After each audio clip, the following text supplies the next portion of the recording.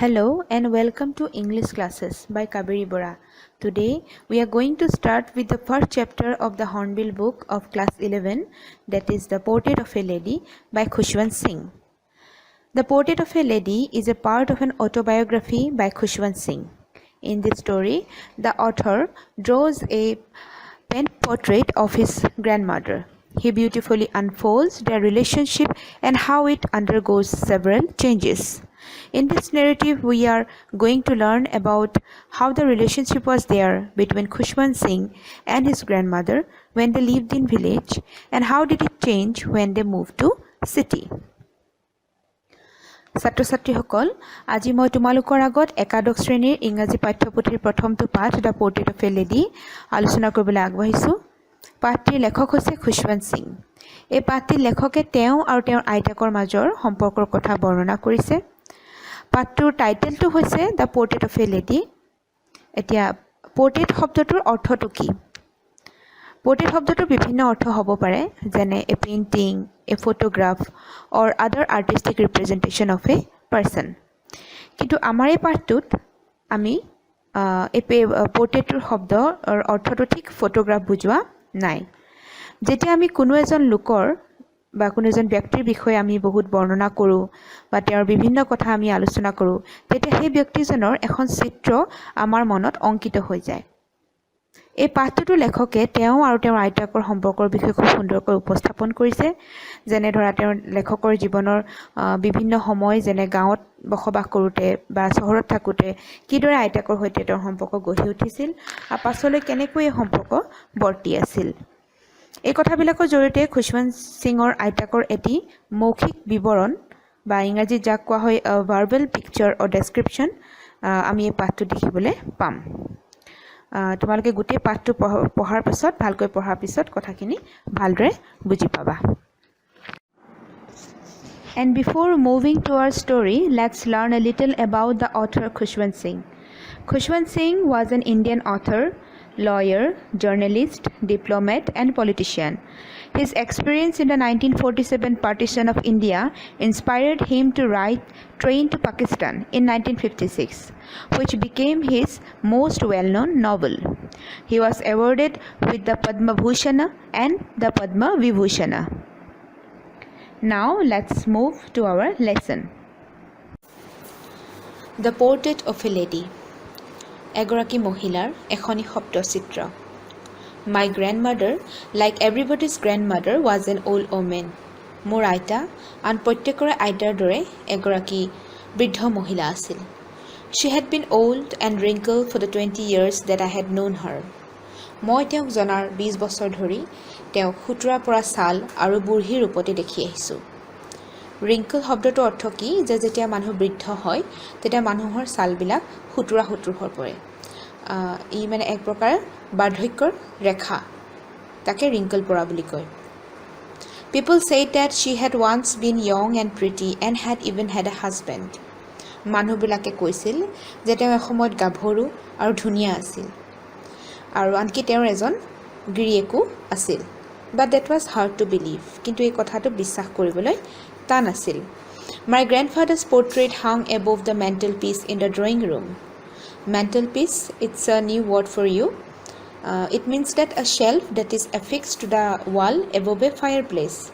সাধাৰণতে কি হয়, শীত প্ৰধান ঠাইবিলাকত মানুহে ঘৰটো গৰম কৰি ৰাখিবৰ বাবে ঘৰৰ ভিতৰতে জুহালৰ ব্যৱস্থা কৰে আৰু এই জুহালৰ চৌকাষে দিয়া কাঠ, শিল আদিৰ ঘেৰটোকে মেণ্টেল পিচ বুলি কোৱা হয়।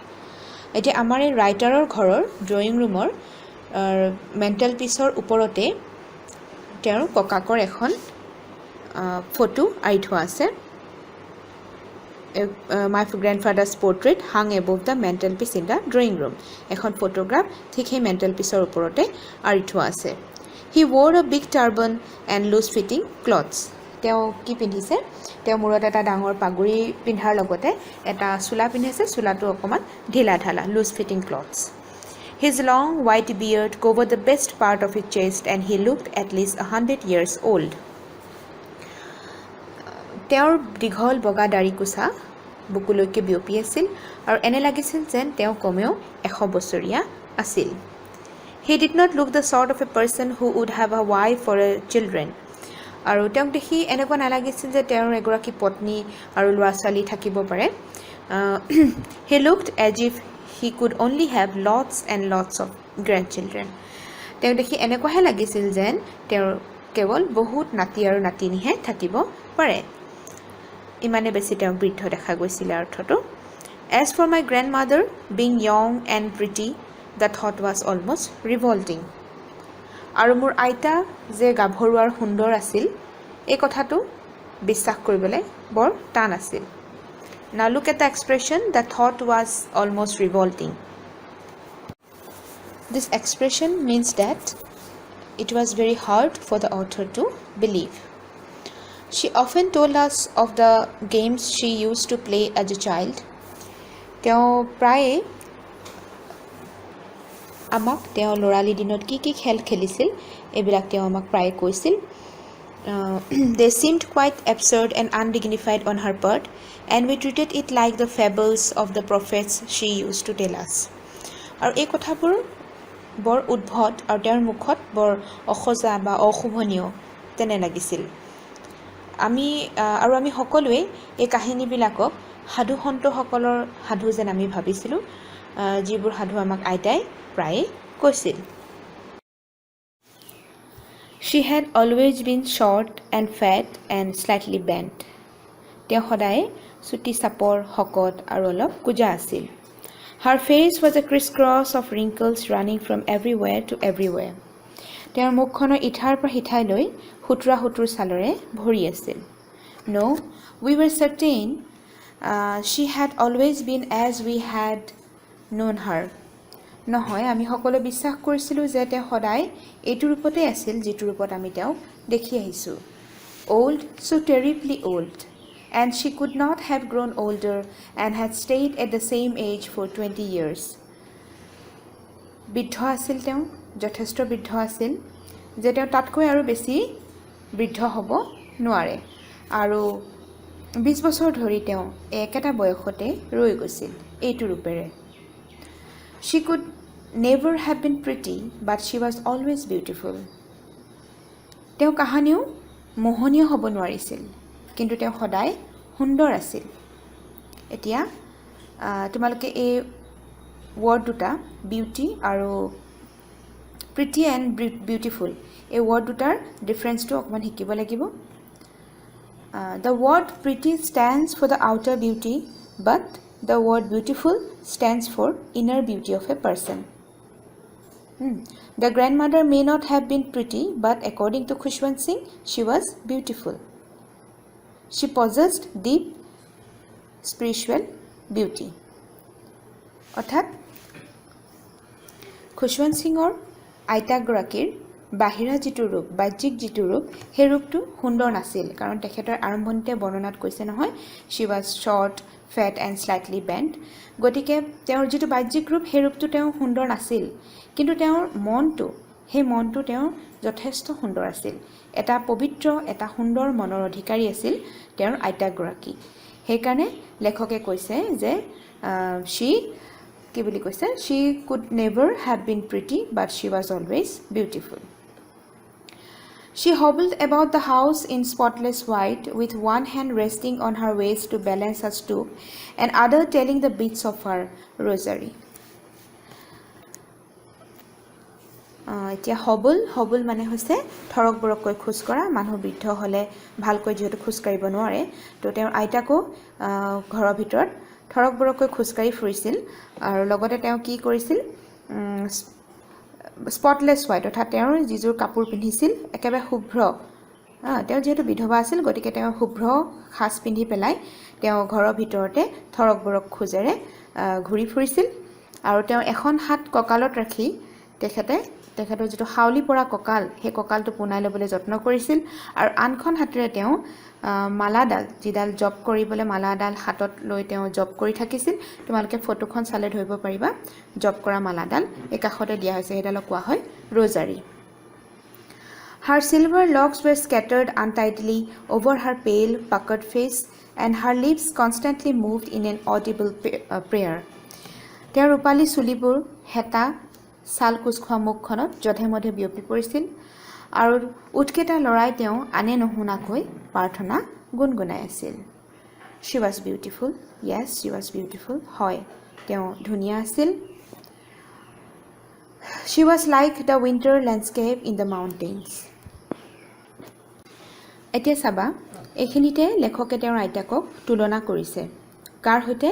She was like the winter landscape. অৰ্থাৎ winter landscape in the mountains. অৰ্থাৎ তেওঁ যেন পৰ্বতৰ জাৰৰ দিনৰ এখন ছবি। এতিয়া এইটো কেনেধৰণৰ ব্যৱহাৰ এটা হৈছে? এইটো হৈছে যাক আমি কোৱা হয়, ইংৰাজীত কোৱা হয় চিমিলি। চিমিলিক আৰু অসমীয়াত আমি কওঁ তাক উপমা বুলি। তোমালোকে নিশ্চয় উপমা শব্দটো পাইছা আগে পিছে। গতিকে চিমিলিটো কি? Simile is a word or phrase that compares one thing with another using the words like or as. মানে ধৰা চিমিলিটো হৈছে কি? এনে এটা শব্দ বা ফ্ৰেজ যিটোৱে দুটা বস্তুৰ মাজত তুলনা আনে। যিটো সাদৃশ্য আছে তেওঁলোকৰ মাজত, সেই সাদৃশ্যতাটোক লৈ পেলাই তুলনা কৰা হয়। Now, what is the use of similes? The main use of similes is to make our expression or writings more vivid and interesting. অৰ্থাৎ এই সাহিত্যিক অলংকাৰবিলাকক, চিমিলিটো যিহেতু এটা সাহিত্যিক অলংকাৰ, সেই সাহিত্যিক অলংকাৰবিলাকৰ ব্যৱহাৰটো কি? যে আমি যিবিলাক লিখনি লিখোঁ, সেই লিখনিবিলাকক আৰু বেছি স্পষ্ট, ক্লিয়াৰ আৰু আকৰ্ষণীয় কৰি তুলিবৰ বাবে আমি চিমিলি ব্যৱহাৰ কৰোঁ। এতিয়া ধৰা কোনোবা এগৰাকী ছোৱালীৰ মুখখন খুব ধুনীয়া, তো তাক আমি ক'বলৈ গ'লে her face is very beautiful, তেনেকৈ নকৈ পেলাই যদি আমি কওঁ যে her face is as beautiful as the moon, তেতিয়া আমি সেইটো হৈ গ'ল এটা চিমিলিয়ে। সেইটো চিমিলিৰ এটা ব্যৱহাৰ। অৰ্থাৎ মুনটোৰ যিটো শ্বাইনিং বিউটি, সেই শ্বাইনিং বিউটিটো আমি কল্পনা কৰিব পাৰোঁ সেই ছোৱালীজনীৰ মুখখনক দেখা পায়। বা যদি আমি ছোৱালীজনী চিনি পোৱাও নাই, যদি আমি কৈ দিওঁ যে her face is as beautiful as the moon, তেতিয়া আমি গম পাওঁ যে ছোৱালীজনীৰ মুখখন যথেষ্ট ধুনীয়া হ'ব। চ' এইটোৱে হৈছে চিমিলিৰ ব্যৱহাৰ। এতিয়া নাও why does the author compare his grandmother with the winter landscape in the mountains? এতিয়া লেখকেতো তেওঁৰ আইতাকক উইণ্টাৰ লেণ্ডস্কেপ ইন দ্য মাউণ্টেইনৰ লগত কিয় তুলনা কৰিছে? The author, তাৰ উত্তৰটো আমি এনেধৰণে দিব লাগিব যে the author compares his grandmother with the winter landscape as his grandmother always wore spotless white clothes. And her locks of hair also looked silver white. She had a divine beauty. And all these things appeared to be an example of spotless whiteness. অৰ্থাৎ লেখকে তেওঁৰ আইতাকৰ বগা সাজযোৰ, বগা চুলি কোচা আৰু তেওঁৰ যিটো সুন্দৰ পবিত্ৰ মন, এই সকলোবিলাক বস্তুৰ সৈতে তেখেতক জাৰৰ দিনৰ পৰ্বতৰ যিখন ছবি, অৰ্থাৎ winter landscape in the mountain, তাৰ সৈতে আইতাকক তুলনা কৰিছে। শুভ্ৰ আৰু শান্তিৰ সন্তোষৰ এটা প্ৰতীক হৈছে তেওঁৰ আইতাকগৰাকী। লাইনটো আকৌ লাষ্ট লাইনটো আকৌ ৰিপিট কৰি দিছোঁ second পেৰাগ্ৰাফৰ। She was like the winter landscape in the mountains, an expanse of pure white serenity, breathing peace and contentment. An expanse of pure white serenity. Now look at this expression also. This expression refers to the calm, relaxed and peaceful character of the author's grandmother. অৰ্থাৎ এইটো কি বুলি ক'বলৈ পোৱা যায় যে তেওঁ আইতাকক দেখিলে কেনেকুৱা লাগে, যেন তেওঁ বিশুদ্ধ বগা শান্তিৰ একদম বিস্তৃত ক্ষেত্ৰ, য'ত তেওঁ শান্তি আৰু সন্তোষেৰে জীৱন উপভোগ কৰি আছে। My grandmother and I were good friends. মোৰ আইতা আৰু মই দুয়ো ভাল বন্ধু আছিলোঁ। My parents left me with her when they went to live in the city and we were constantly together.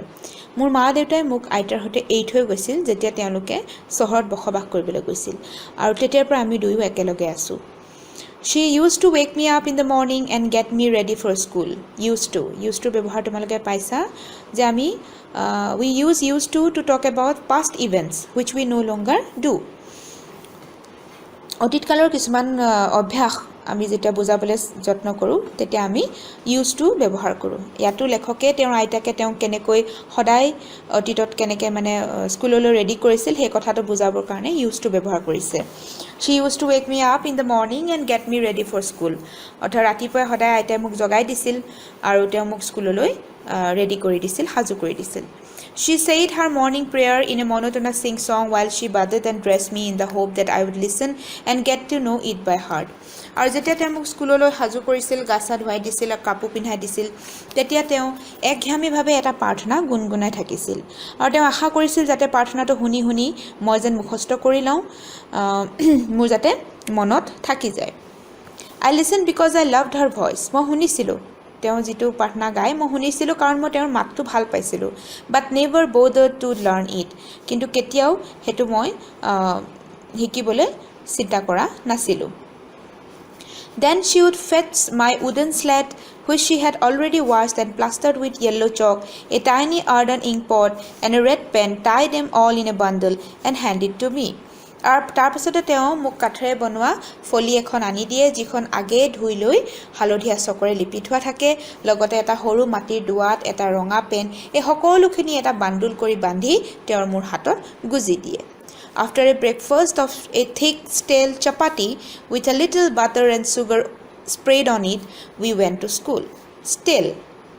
আগদিনাই বনাই থোৱা খাদ্য আমি কি বুলি কওঁ stale বুলি কওঁ অৰ্থাৎ বাহি আহাৰ বুলি যিবিলাক কোৱা হয় তো আমাৰ ব্ৰেকফাষ্টটো কেনেকুৱা আছিল লেখকৰ মতে যে তেওঁলোকে কি খাইছিল আগদিনাই বনাই থোৱা কিছুমান ডাঠ ৰুটি বাহি ৰুটিত অলপ মাখন আৰু চেনি লগাই তেওঁলোকে পুৱাৰ আহাৰ খায় আৰু খাই পেলাই তেওঁলোক স্কুললৈ যায় She carried several stale chapatis with her for the village dogs. আনকি তেওঁলোকৰ গাঁৱৰ কুকুৰবোৰৰ কাৰণেও তেনেকুৱা কিছুমান বাহি ৰুটি বান্ধি লগতে লৈ গৈছিল So students, this is the end of my first video of the lesson and the remaining part of the chapter will be discussed in my next video. ছাত্ৰ-ছাত্ৰী সকল এই পাঠটিৰ পৰৱৰ্তী অংশটো জানিবৰ বাবে তোমালোকে মোৰ নেক্সট ভিডিঅ'টো চাবা আশা কৰোঁ সকলোৱে বুজি পাইছা Thank you for watching